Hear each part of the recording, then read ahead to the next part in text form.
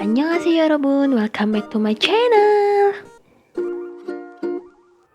Dimulai dengan kilas balik kontes penyanyi sopran di sekolah Chong'a, di mana terjadi kecelakaan yang dialami oleh Baerona. Dia jatuh dari tangga dan berdarah. Episode 1 pun dimulai. 4 bulan kemudian, Chon Sojin mengadakan konser tunggalnya di Amerika dengan diiringi oleh orkestra dan menyanyi dengan penuh penghayatan serta elegan. Ketika Chon Sojin sedang mengobrol dengan koleganya, handphonenya pun berbunyi. Ju Dante menelpon Chon Sojin dan menanyakan bagaimana konser berlangsung. Dante menelpon sambil melihat renovasi panggung teater yang ada di sekolah seni Chona. Setelah konser selesai, Ha Yun Chul yang ternyata hadir dalam konser itu berpapasan dengan Chon Sojin di sebuah tangga. Sojin yang terlihat kelelahan pun digendong oleh Ha Yun Chul ke arah kamar hotelnya. Mereka pun akhirnya menghabiskan malam berdua bersama, walaupun mereka sudah tidak menjadi suami istri.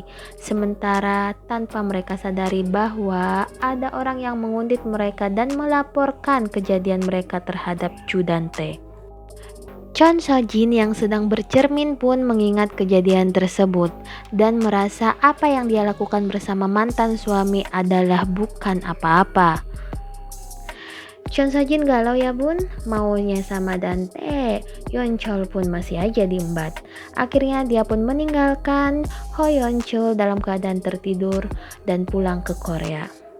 Ho Yeon Chul yang sedang bersiap-siap pun langsung dibekap oleh orang suruhan dari Dante. Akhirnya diculiklah dia dan dibawa ke sebuah dermaga, dipukuli lalu dibuang ke laut. Dante yang mendengar kabar tersebut pun tersenyum.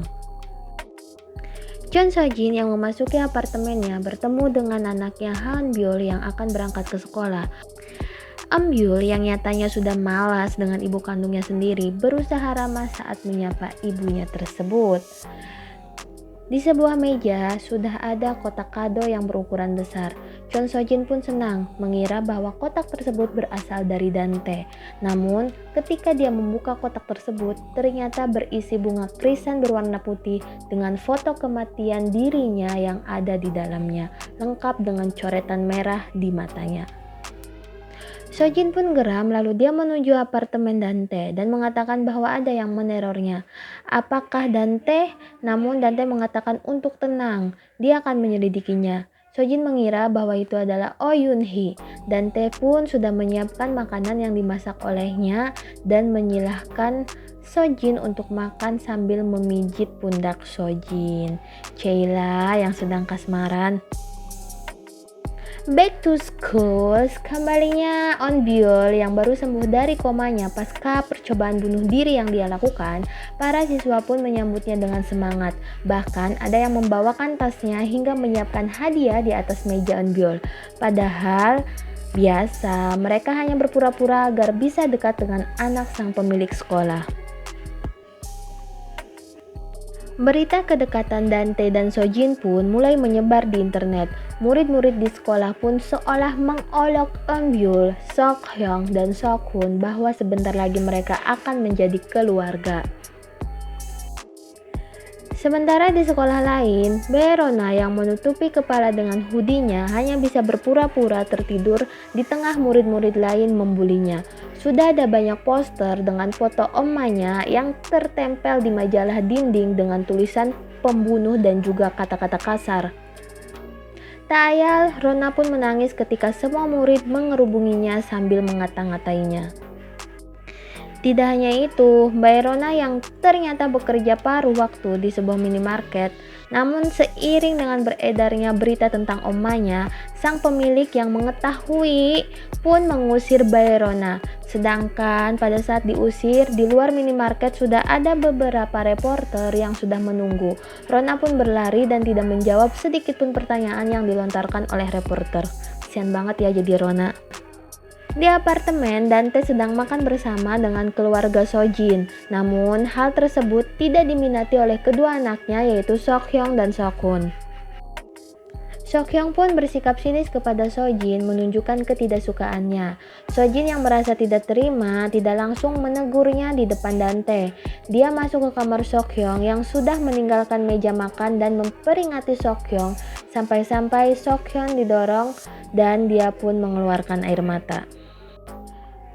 Sojin yang berjalan keluar melihat begitu banyak poster berdarah termasuk gaun merah yang dia kenakan pada saat konser sudah robek entah oleh siapa di depan pintu apartemennya. Dia pun kaget sekaligus marah dan mengambil semua barang-barang tersebut lalu menyerahkannya kepada Dante. Sojin makin yakin bahwa Oh Yun Hee lah yang melakukannya. Kembali ke Bayrona yang pulang ke rumahnya, didapatilah sebungkus makanan yakni toast dan croissant yang digantung di depan pintu rumahnya. Namun tiba-tiba hostmaid yang bekerja di rumah Dante datang dan mengancam serta menarik rambut Rona. Jadi dia tuh marah gitu loh karena ketahuan nih sama si Dante ada yang meneror di rumahnya Sojin. Ternyata Jenny yang meletakkan makanannya pun melihat dari kejauhan dan merasa iba dengan apa yang menimpa Rona.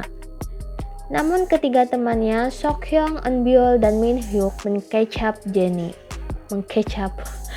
Mereka pun menanyakan apa yang dilakukan oleh Jenny. Jenny hanya bilang kalau tidak melakukan apa-apa. Namun karena didesak, Jenny pun mengaku kalau dia hanya membantu Rona yang sudah tidak memiliki ayah dan ibu di sampingnya. Sekembalinya dari menemui Rona, hostmaid Dante yang Eke lupa namanya, duduk di ruang tamu. Dia sangat kesal dengan kedekatan Dante dan Sojin. Jadi dia tuh kayak ngebayangin gitu loh, ciumannya si Dante sama Sojin. Ternyata dia tuh fansnya Dante, Bo. Dia pun memaki Sojin sambil membawa boneka jerami yang sudah ditempeli fotonya Sojin. Dipikir Indonesia kali ya, kayak santet aja. Ternyata dari atas Sojin melihat hal tersebut. Si hostmaid pun kaget dan meminta maaf. Pokoknya jangan sampai deh dibilangin atau dilaporin sama Dante. Namun Sojin tetap saja memojokkan hostmaid tersebut. Ya iyalah, gila dia gak terima coy. Diteror sampai sedemikian rupa. Jadi teror mulai dari foto berdarah yang Sojin terima, terus gaun robek, tulisan-tulisan Jugoso yang ada di depan pintu rumah Sojin, itu semuanya berasal dari wanita parubaya tersebut. Nah, pada saat yang bersamaan, Dante pun datang dengan para bodyguardnya dan tak habis pikir dengan apa yang dilakukan oleh pembantunya tersebut. Padahal dia tuh ngefans banget sama Dante. Tapi ternyata di dalam kamar si hostmaid tersebut banyak banget nih foto-foto Dante. Sim Suryon pun ada fotonya yang sudah penuh dengan coretan merah serta setelan jas Dante yang terpampang jelas dan ada bantal dengan fotonya Dante gitu loh, Bo. Keesokan harinya, Lee Kyujin yang sudah di kantor Dante merencanakan sesuatu yakni acara lamar-melamar Dante dengan Sojin. Pada saat Sojin pulang ke rumah, dibukalah itu pintu, sudah ada lilin-lilin yang membuka jalan beserta bunga mawar yang menaburinya. Acara lamaran tersebut dihadiri oleh Kyujin yang membawa gitar serta memakai topi sombrero ala Meksiko. Serta ada Kang Mari dan Song A, istri Kyujin yang sudah siap dengan handphonenya.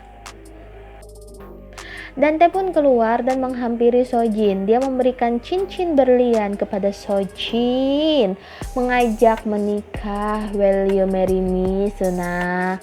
Pada saat akan memasangkan cincin tersebut, tiba-tiba polisi datang dan menangkap Dante. Semua terkejut terlebih Sojin. Dante diborgol tanpa sempat memasangkan cincin lamarannya terhadap Sojin. Di kantor polisi, Sojin menanyakan hal apa yang membuat Dante ditangkap. Ini ternyata ada hubungannya dengan hostmaid Dante yang sudah meninggal. Kilas balik nih, Rona yang saat itu pergi mendatangi rumah si hostmaid dipaksa masuk oleh hostmaid